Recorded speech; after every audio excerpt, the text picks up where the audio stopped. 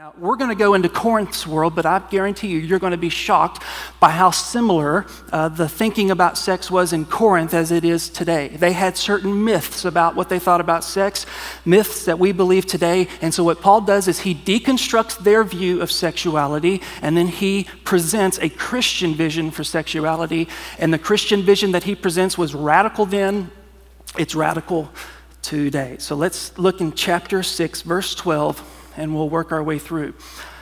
By the way, when you're reading the book of 1 Corinthians, and we're going to see this later on as we go through the book, you see those quotation marks right there in verse 12 where it says, all things are lawful for me.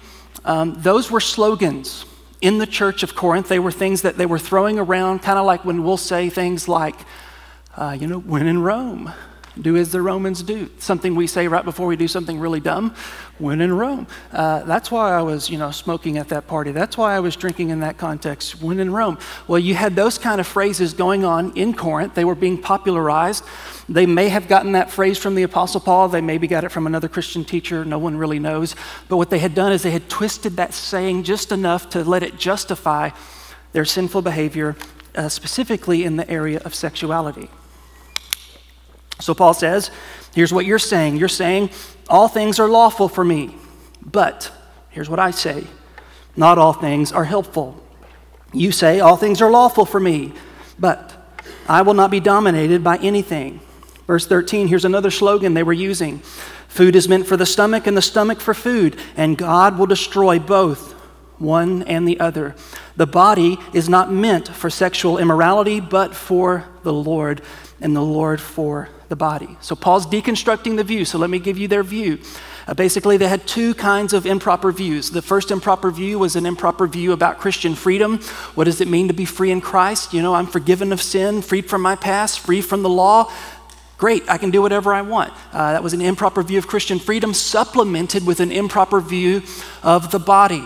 The body, if you were a Greek person, I know you're American, but if you were Greek in that day, you would see the body as something inferior to the soul. The body was a prison for the soul. The body was bad. The body was something that was just here for your life here on earth, and eventually it would go away. And so they coupled this improper view of Christian freedom with this improper view of the body, and it kind of created this attitude that since my body doesn't really matter, and since my sexuality is part of my body, and since I'm free from the law and it doesn't really matter what I do, I can have sex with whoever I want, whenever I want, however I want, all the time.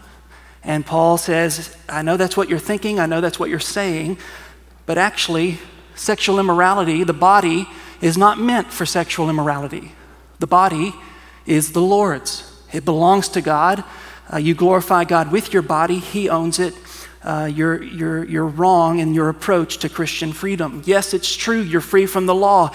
Yes, it's true you're not saved by your sexual morality. No, being a good sexual person does not get you to heaven. It's not your righteousness that gets you to heaven. It's the perfect righteousness of Jesus Christ that gets you to heaven. But just because it's the righteousness of Jesus Christ that gets you into heaven does not mean that you should use your Christian freedom as a tool for immorality. Your body belongs to the Lord, so glorify God with your body.